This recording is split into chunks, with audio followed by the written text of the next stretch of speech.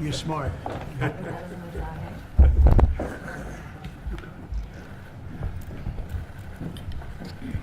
Thank you very much. It's a great honor to have Prime Minister Modi of India. He is a great friend of mine for a long time. We've had a wonderful relationship, and we kept the relationship during the 4-year period. The period that was a very interesting period indeed. I got to see how not to do things.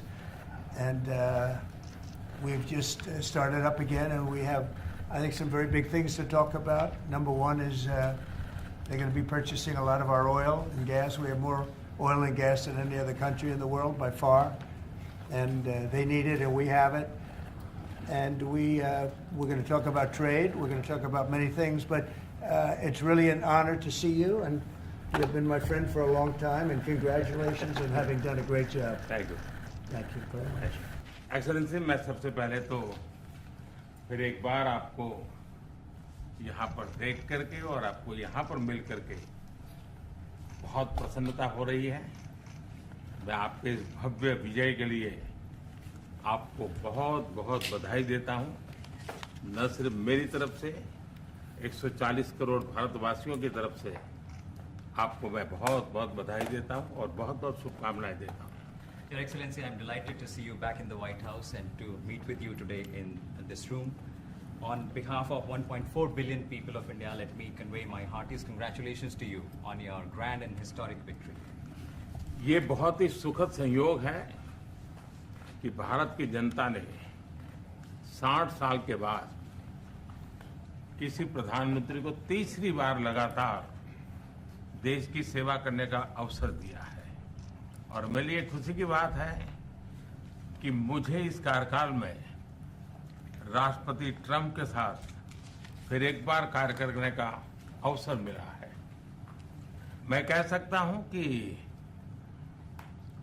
राष्ट्रपति Trump के पहले 4 वर्ष का मेरा जो अनुभव था, जो गर्मजोशी थी, जो उत्साह था, जो विश्वास था, वही गर्मजोशी, वही उत्साह, वही विश्वास के साथ हम फिर एक बार साथ मिलकर के आगे बढ़ेंगे।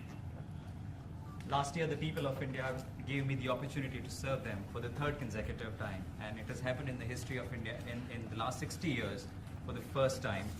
And in this term, I will have an opportunity to work with you over the next 4 years, and it's a great pleasure to see the two coincide. And I can say from my past experience of working with you in your first term that we will continue to advance the India-US strategic partnership with the same warmth, with the same trust, and with the same excitement. और मेरे लिए खुशी की बात है कि आते ही राष्ट्रपति ट्रंप ने एक मित्र की तरह मुझे पुराने अहमदाबाद के स्टेडियम की याद दिलाई। ये बात सही है कि ह्यूस्टन में हाउडी मोदी और गुजरात में अहमदाबाद में नमस्ते ट्रंप, वो दो एक ऐसी बहुत बड़े विशाल कार्यक्रम रहे जिसकी गूंज आज भी भारत के हर कोने में सुनाई दे रही है। I'm happy that as soon as I entered this room, my friend reminded me of Ahmedabad and the cricket stadium where we held the big rally, and the events that we did, the mega events that we did in Ahmedabad, Namaste Trump, or the Howdy Modi in Houston. We had conveyed a very strong message of our friendship through those events, and the resounding echo of those events can be heard even today in India and the world. Bharat America संबंधों को प्रगाढ़ बनाने में, उसको एक नई ऊंचाई देने में और व्यापकता देने में राष्ट्रपति ट्रंप की पहली टर्म की बहुत बड़ी भूमिका रही है। और मुझे विश्वास है कि दूसरे टर्म में भी हम उसी गति से आगे बढ़ेंगे। Excellency, you've made immense personal contribution towards strengthening of our relations, towards making them more comprehensive, and in attaining unprecedented heights in our relationship. And I firmly believe that in your second term, we will work with even more speed.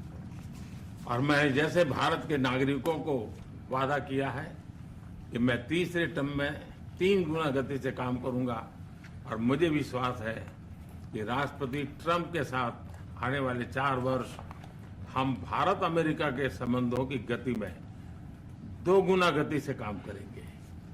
As I had promised to the people of India that in my third term as the Prime Minister of India, we will work with thrice the speed. I firmly believe that with President Trump, during the next 4 years, during his second term, we will work with twice the speed that we did in the first term.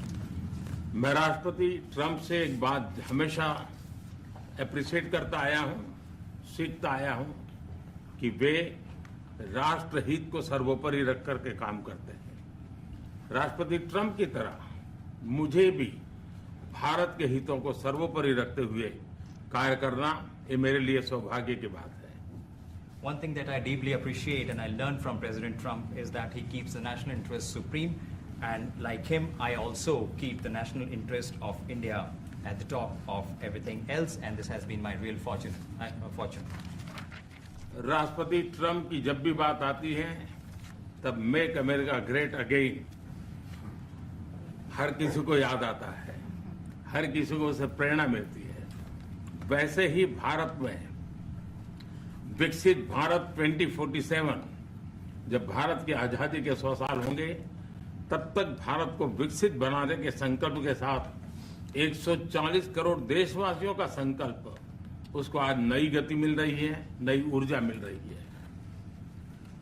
President Donald Trump and Make America Great Again are inseparable. Whenever we talk about President Trump, one has to talk about Make America Great Again.